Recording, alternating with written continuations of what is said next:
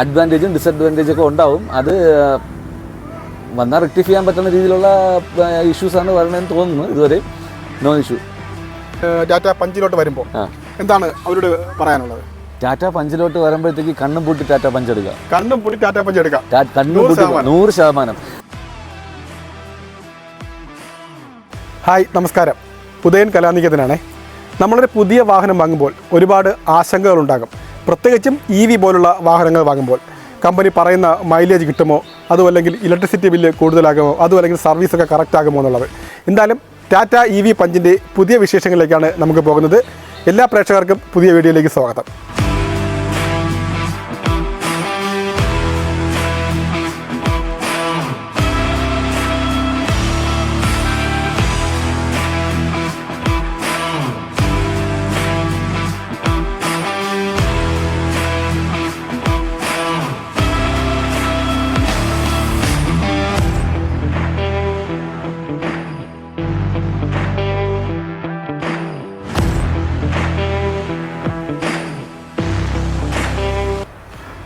സ്വാഗതം.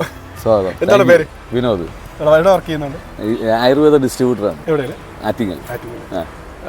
ഇതിനു മുമ്പ് പെട്രോൾ വാഹനമല്ലേ ഓടിച്ചോണ്ടിരുന്നത്? പെട്രോളും ഡീസലും ഉണ്ട്. ഡീസൽ ഓടിച്ചോണ്ട്. എന്താണ് EVയിലോട്ട് വരാനുള്ള ഒരു കാരണം? EVയിൽ വരാനായിട്ടുള്ള കാരണം കമേഴ്ഷ്യലി ഇതിപ്പം നമ്മൾക്ക് ഫ്രണ്ട് സർക്കിളിൽ നിന്ന് ഒരു അഡ്വൈസ് കിട്ടിയെന്ന് വെച്ച് കഴിഞ്ഞാൽ പെട്രോൾ എക്സ്പെൻസ് കുറവായിരിക്കും. പെട്രോൾ മീൻസ് നമ്മൾ കറണ്ടുമായിട്ട് വരുമ്പോഴത്തേക്ക് ചാർജസ് കുറവാണ്. പിന്നെ രണ്ടെന്ന് പറഞ്ഞാൽ നമുക്ക് ഡെയിലി ലോങ് ഡിസ്റ്റൻസ് ഡ്രൈവിംഗ് ഇല്ല. വണ്ടി ഓടിക്കും ഒരു 30 കിലോമീറ്റർ, 30 to 40. അപ്പം അങ്ങനെ വരാനാണെങ്കിൽ പോലും പെർ ഡേ ഇപ്പം 500 രൂപ വെച്ച് പെട്രോൾ അടിച്ചാൽ പോലും മന്ത്ലി ഞങ്ങൾക്ക് ഒരു 15,000 രൂപ വൈഫിന് വന്നു പോകാനാണ് ഈ വണ്ടി എടുത്തത്. അപ്പോൾ 15,000 രൂപ 20,000 രൂപ വെച്ച് നമുക്ക് മിനിമം പെട്രോൾ എക്സ്പെൻസ് വരണുണ്ടായിരുന്നു. ഇപ്പോൾ ഇതിലോട്ട് കൺവേർട്ട് ആയതിനു ശേഷം മന്ത്ലി എന്താ പറയുക, ഒരു 4,000 ലാഭം. എങ്ങനെയാണ് ഇതിലോട്ട് വന്നപ്പോൾ ഉള്ള ഒരു അഡ്വാൻറ്റേജ് എന്തൊക്കെയാണ്?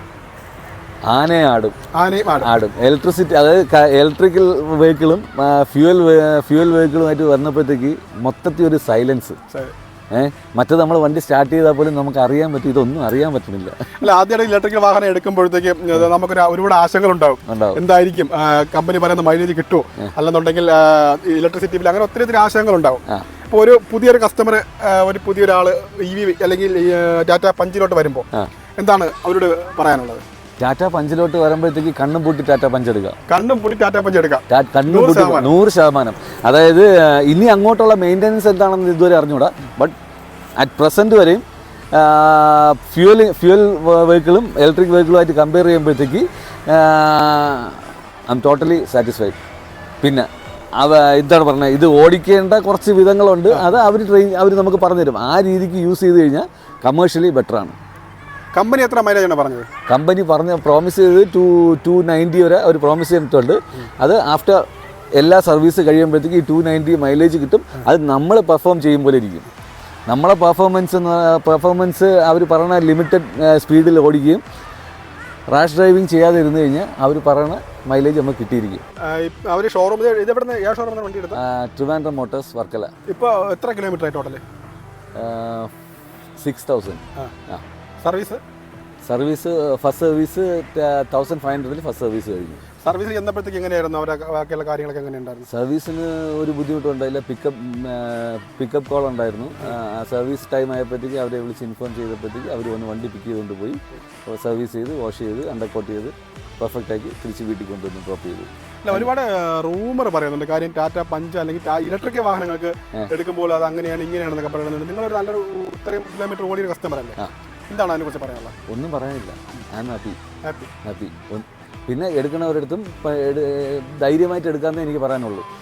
അഡ്വാൻറ്റേജും ഡിസഡ്വാൻറ്റേജൊക്കെ ഉണ്ടാവും. അത് വന്നാൽ റെക്ടിഫൈ ചെയ്യാൻ പറ്റുന്ന രീതിയിലുള്ള ഇഷ്യൂസാണ് വരണമെന്ന് തോന്നുന്നു. ഇതുവരെ നോ ഇഷ്യൂ. നിങ്ങൾ രണ്ടുപേരും ഉപയോഗിക്കുന്നില്ല? ഇതിപ്പോൾ വൈഫിന് ഉപയോഗിക്കാനുള്ള വണ്ടിയാണ്. വൈഫ് ഹാപ്പിയാണ്. വൈഫിന് ഇതുവരെ ഉപയോഗിച്ചിരുന്ന വണ്ടി പെട്രോൾ ഇഞ്ചക്ഷൻ വണ്ടിയാണ്, റിനോൾട്ടിൻ്റെ ആയിരുന്നു. ഇപ്പം അത് മാറി അത് എക്സ്ചേഞ്ച് ചെയ്താണ് ഇതിലോട്ട് വന്നത്. അപ്പം ഏറ്റവും ഇതെന്ന് പറയുന്നത് വീട്ടിൽ തന്നെ ചാർജ് ചെയ്യാം. നമുക്കിപ്പോൾ നൈറ്റ് മൊത്തം നൈറ്റിൽ ചാർജ് ചെയ്ത് ഇട്ട് കഴിഞ്ഞാൽ ഫുൾ ചാർജ് കയറുന്നുണ്ട്. 0 to 100 എത്ര സമയം ടൈം എടുക്കും ചാർജ്? 0 to 100 ഒരു 6 hours. 6 hours. പുറത്താണ് ഫാസ്റ്റ് ചാർജ് ചെയ്ത് തരാം. ഫാസ്റ്റ് ചാർജ് ചെയ്യാനായിട്ട് ആക്ച്വലി 2 പ്രാവശ്യം ഫാസ്റ്റ് ചാർജ് ചെയ്യാൻ പറ്റിയിട്ടുള്ളൂ ലൂലുവിൽ വെച്ച്. അതൊരു 500 രൂപയ്ക്ക് ചാർജ് ചെയ്ത് അവിടെ കൊണ്ട് അപ്പം നമുക്കൊരു 50% ചാർജ് ചെയ്യാനായിട്ട് ഒരു 350 രൂപ കൊണ്ട് ആയിട്ടുണ്ട്. എത്ര ടൈം എടുക്കും? 50% ചാർജ് ചെയ്യാനായിട്ട് ഒരു 45 minutes അങ്ങനെ എന്തോ എടുത്തിട്ടുള്ളൂ. അത്രേ ഉള്ളൂ. സ്ഥിരമായിട്ട് ഫാസ്റ്റ് ചാർജ് ചെയ്യുന്നത് പറയാം. സ്ഥിരമായിട്ട് ഫാസ്റ്റ് ചാർജ് ചെയ്യരുതെന്ന് അവർ അന്ന് നമ്മൾ വണ്ടി എടുത്തപ്പോഴും പറഞ്ഞു. കാര്യം എന്ന് വെച്ചാൽ ഇതിൻ്റെ എന്താണ് സ്ട്രെങ്ത്, ബാറ്ററി സ്ട്രെങ്ത് എപ്പോഴും ഫാസ്റ്റ് ചാർജ് ചെയ്ത് കഴിഞ്ഞാൽ ബാറ്ററി സ്ട്രെങ്ത് നഷ്ടപ്പെടുമെന്ന് പറഞ്ഞു. Yes, exactly. അതെ. വീട്ടിലിട്ട് ചാർജ് ചെയ്യണം. വീട്ടിലിട്ട് ചാർജ് ചെയ്യണം. മന്ത്ലി ഒരു 2-3 പ്രാവശ്യം ഫാസ്റ്റ് ചാർജ് ചെയ്താലും കുഴപ്പമില്ലെന്ന് അവർ പറഞ്ഞു. വീട്ടിൽ നമുക്ക് ഈവനിങ് ചാർജ് ചെയ്യാൻ സമയമുള്ളപ്പോൾ ഫുൾ ചാർജ് കയറില്ലേ.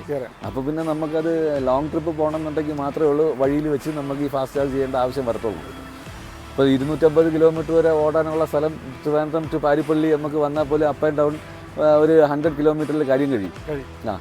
അപ്പോൾ വണ്ടിയുടെ പുറത്തുള്ള കൂടുതൽ കാഴ്ചകൾ നമുക്ക് കാണാം. ഇത് ഈ വണ്ടിയുടെ ചാർജിങ് പോർട്ടാണ്. ചാർജിങ് പോർട്ട് എന്ന് പറയുമ്പോഴത്തേക്ക് നമുക്ക് മറ്റുള്ള വണ്ടികളെ അപേക്ഷിച്ച് ചാർജിൻ്റെ ആ പോർട്ട് ഭാഗം വരുന്ന ഫ്രണ്ടിലാണ്. സാധാരണ പെട്രോളിൻ്റെ സൈഡിലേക്കാണ് വരുന്നത്.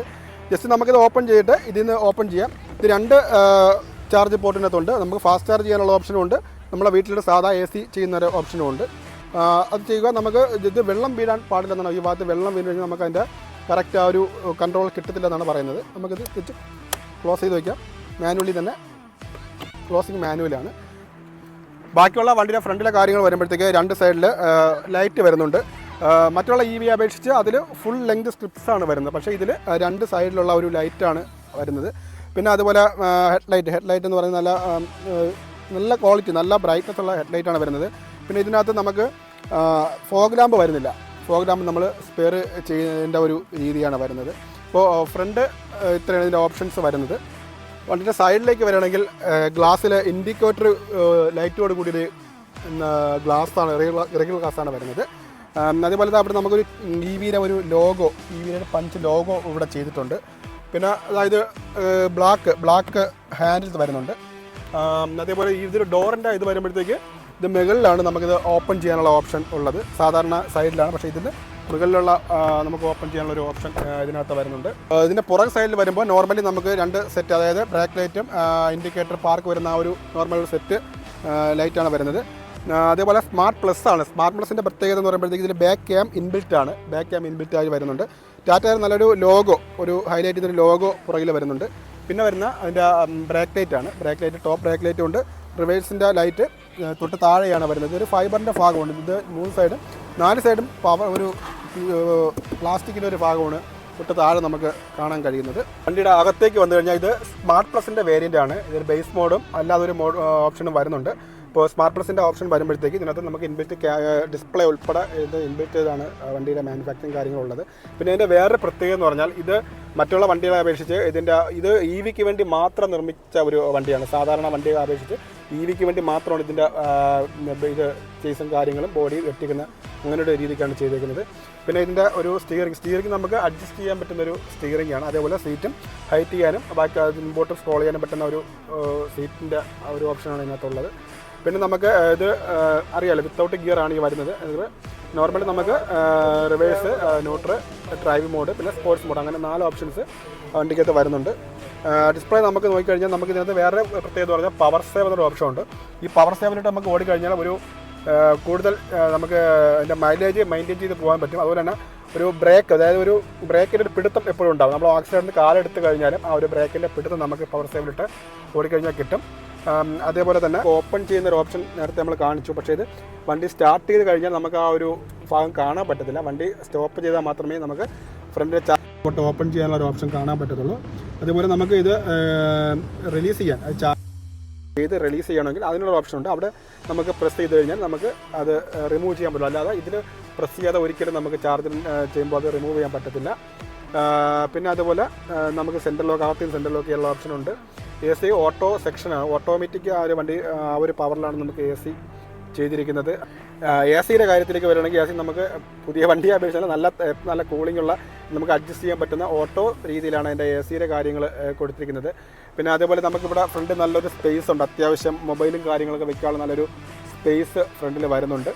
അതുപോലെ 12 വോൾട്ടിൻ്റെ ഒരു ചാർജിൻ്റെ പോർട്ട് നമുക്ക് അകത്ത് കാണാൻ സാധിക്കും. തൊട്ട് പുറകിലോട്ട് വരണമെങ്കിൽ നമുക്ക് ഇവിടെ നല്ലൊരു അത്യാവശ്യം കോയിലും കാര്യങ്ങളൊക്കെ ഇടാൻ പറ്റുന്ന ഒരു സംഭവം, നല്ലൊരു സ്പേസ് ഇവിടെ വരുന്നുണ്ട്. അതുപോലെ ഒരു 4 പാസഞ്ചേഴ്സാണ് അവർ കാര്യം, പുറകെ 2 ഫ്രണ്ടിലുണ്ട്. അങ്ങനെ 4 പാസഞ്ചേഴ്സാണ് ഇതിന് കംഫർട്ടെന്ന് തോന്നുന്നു. അതുപോലെ സ്റ്റിയറിംഗിൽ തന്നെയാണ് നമുക്ക് കോള് അറ്റൻഡ് ചെയ്യാനുള്ള കാര്യങ്ങളും ബ്ലൂടൂത്ത് ഇതെല്ലാം സ്റ്റിയറിംഗിൽ തന്നെയാണ് ചെയ്തിരിക്കുന്നത്. മനോഹരമായൊരു ലോഗോ, ടാറ്റയുടെ ലോഗോ സ്റ്റിയറിംഗിൻ്റെ സെൻറ്റർ ഭാഗത്തായിട്ട് നമുക്ക് കാണാൻ സാധിക്കും. എന്തുകൊണ്ടും ഇതിൻ്റെ മൊത്തത്തിലുള്ള കാര്യങ്ങൾ നോക്കുമ്പോൾ ഒരു ഫാമിലിക്ക് അല്ല, അത്യാവശ്യം ഫാമിലിക്ക് യൂസ്ഫുൾ ആവുന്ന ഒരു വണ്ടി തന്നെയാണ് ടാറ്റ EV പഞ്ചിൻ്റെ ഈ ഒരു വാഹനം നമുക്ക് എടുത്ത് പറയാൻ കഴിയും. എന്തുകൊണ്ടും ഓടിക്കാൻ നല്ല സ്മൂത്തായൊരു വാഹനം തന്നെയാണ് ഈ ടാറ്റ EVയുടെ പഞ്ച് എന്ന് പറയുന്നത്. കാര്യം നമ്മുടെ ഗ്ലാസ്സൊക്കെ ഇട്ട് പോയി സൈലൻ്റാണ്. ഒരു വണ്ടി ഓടിക്കുന്ന ഒരു ഇതുപോലും നമുക്കത് അറിയാൻ പറ്റത്തില്ല. അതുപോലെ തന്നെ നമുക്ക് ഇതിപ്പോൾ ഞാനിപ്പോൾ പവർ സേവിലാണ് ഓടിച്ചുകൊണ്ടിരിക്കുന്നത്. പവർ സേവിൽ ഓടുമ്പോൾ കൂടുതൽ മൈലേജ്, നേരത്തെ പറഞ്ഞ കൂടുതൽ മൈലേജും കാര്യങ്ങളും കിട്ടും. വണ്ടിക്ക് ഒരു പിടുത്തം, ഒരു ബ്രേക്കിൻ്റെ ഒരു പിടുത്തം നമുക്ക് എപ്പോഴും ആ ഒരു ഇത് കിട്ടുന്നുണ്ട്. അപ്പോൾ എന്തുകൊണ്ട് നമുക്കൊരു EV പഞ്ചിലോട്ട് സെലക്ട് ചെയ്യാം എന്ന് തന്നെയാണ് വണ്ടി ഓടിച്ചതിന് ശേഷം എൻ്റെ ഒരു അഭിപ്രായം. നമുക്ക് സ്മൂത്താണ് വണ്ടി ഓടിക്കാൻ, ഒരു സ്മൂത്തായിട്ട് തന്നെ നമുക്ക് ഓടിക്കാം. അപ്പോൾ കുറഞ്ഞ ഒരു 50 കിലോമീറ്ററൊക്കെ ഡെയിലി വാഹനം ഓടിക്കുന്നവർക്ക് ഈ ഒരു വാഹനം ചൂസ് ചെയ്യാൻ പറ്റുന്ന ഒരു ഓപ്ഷൻസാണ്. കാര്യം ഇപ്പോഴത്തെ പെട്രോളിൻ്റെ വിലയും മറ്റു കാര്യങ്ങളും വെച്ച് നോക്കുമ്പോഴത്തേക്ക് തീർച്ചയായിട്ടും നമുക്ക് ഒരു പരിഗണിക്കാവുന്ന ഒരു സാഹചര്യം തന്നെയാണ് ടാറ്റ അല്ലെങ്കിൽ ഇലക്ട്രിക്കൽ വാഹനങ്ങളൊക്കെ സെലക്ട് ചെയ്യുമ്പോഴും ടാറ്റ EV പഞ്ച് നമുക്ക് ഒരു പ്രയോറിറ്റിയായിട്ട് നമുക്ക് ചിന്തിക്കാവുന്ന ഒരു കാര്യം കൂടിയാണ്.